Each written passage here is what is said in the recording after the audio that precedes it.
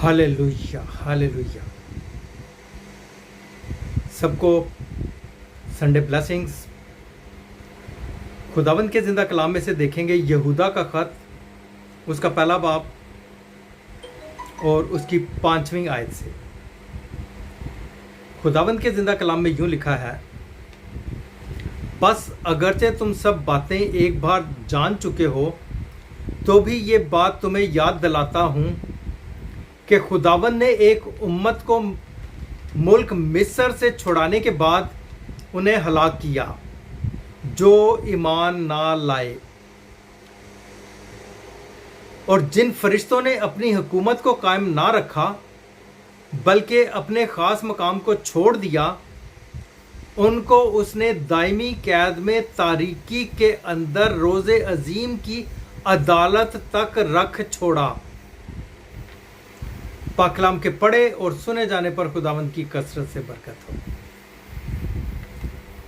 मेरे अजीज़ों, ये तो हम सब जानते हैं कि खुदावंद का कलाम सच्चा कलाम है और हमेशा हमारी रहनुमाई करता है और हमें अकल, हिकमत और दानाई बख्शता है।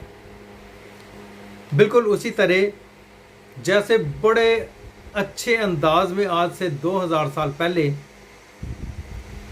बहुत सारी साइंटिफिकली चीज़ें जो कि आज दरियाफ़त हो रही हैं, उनके बारे में यहाँ पे बताया हुआ है।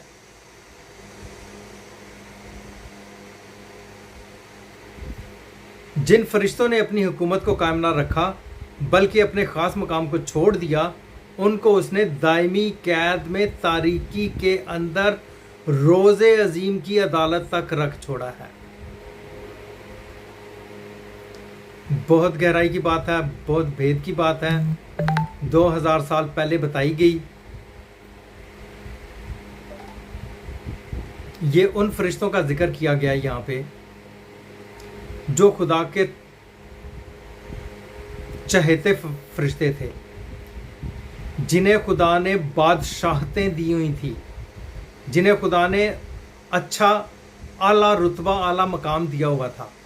और जब उन्होंने अपने आला रुतबे को और आला मकाम को कायम ना रखा तो खुदा ने उन्हें तारीक गारों में कैद कर दिया। तारीक गारों में कैद कर दिया, तारीकी के मकाम में उन्हें रोज़े अजीम तक के लिए कैद कर दिया। मेरे अजीज़ों, ये जो फिर मैं एक बार दोबारा इसको टच करता हूँ, उनको उसने दायमी कैद में तारीकी के अंदर तारीकी के अंदर कैद कर दिया।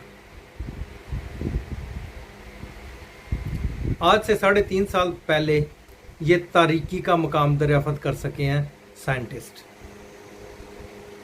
3-3.5 साल पहले। वो कौन सी तारीकी है?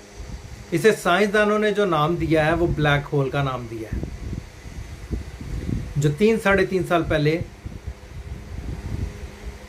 साइंसदानों ने दरियाफ़त किया है ब्लैक होल को, और ये बताया है कि ब्लैक होल जो है वो तारीकी का मकाम है और उसकी ग्रेविटी इतनी ज़्यादा है, इतनी ज़्यादा खुदा ने उसकी ग्रेविटी रखी हुई है कि जो सितारा या स्यारा अपना मकाम कायम नहीं रख सकता, उसे वो ब्लैक होल निगल लेता है, खा लेता है, अपने अंदर उसे कैद कर लेता है।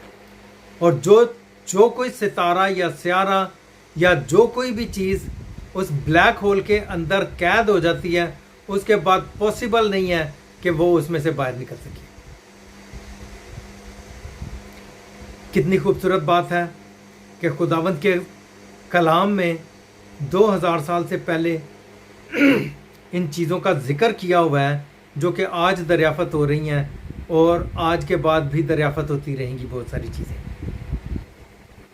जो लोग कहते हैं कि खुदावंद का कलाम बदल गया, जो कहते हैं कि बाइबल बदल गई, मेरे अजीज़ों, मैं आज आपको बताता चलूं कि बाइबल बदल नहीं गई। बाइबल अपने उसी मकाम पे है जैसे थी वैसी ही है। बदला क्या है?